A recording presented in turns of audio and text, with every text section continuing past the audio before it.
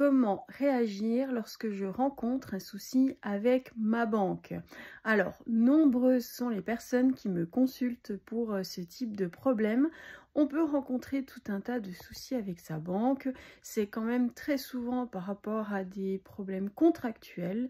Donc, ça peut être par rapport à un virement mal mis en place, de l'argent débloqué sur des travaux sans l'autorisation, par exemple, de la personne, de l'argent qui va être débloqué pour payer une facture à une entreprise, ou alors ça peut être également un contrat que l'on aura souscrit, que l'on va vouloir actionner, et lorsque l'on va vouloir le mettre en place, la banque va répondre que ce n'est pas possible, par exemple un contrat d'assurance emprunteur ou bien un contrat d'assurance. Et bien tous ces petits problèmes font que cela est compliqué à gérer lorsque l'on nous répond qu'il n'y a pas de solution.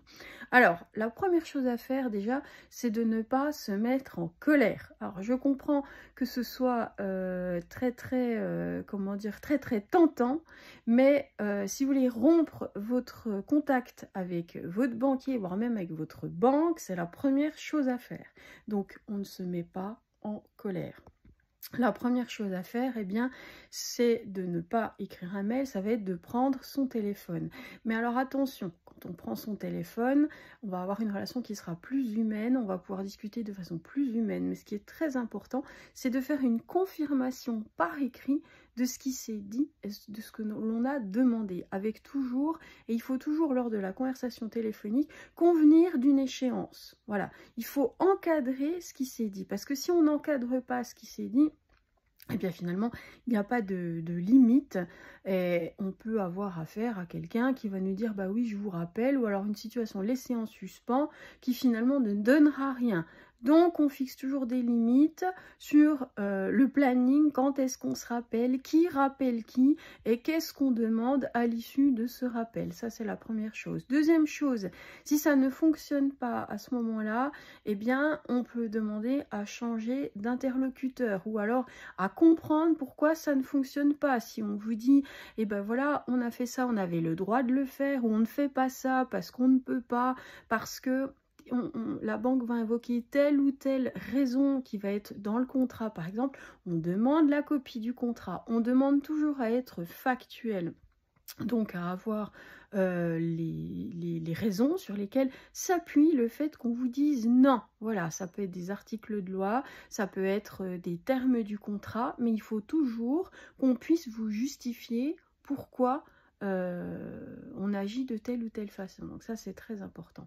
Et puis la troisième chose à faire, si vraiment ce n'est pas possible, eh bien ça va être tout simplement de faire un courrier. Alors les mails peuvent éventuellement fonctionner, mais ce qui fonctionne quand même et qui a une valeur légale et officielle, aussi bien officielle que psychologique en fait, ça va être le courrier en recommandé. Mais attention, le courrier en recommandé, il faut en faire un à l'agence avec un copie au siège, parce que ça évidemment c'est toujours le siège qui est quand même la référence décisionnaire. Donc il faut faire état de la situation au siège, mais attention, un courrier qui ne soit là encore pas agressif.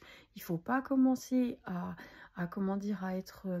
rentrer dedans, à être dans la polémique. Il faut vraiment être factuel. On trouve une résolution.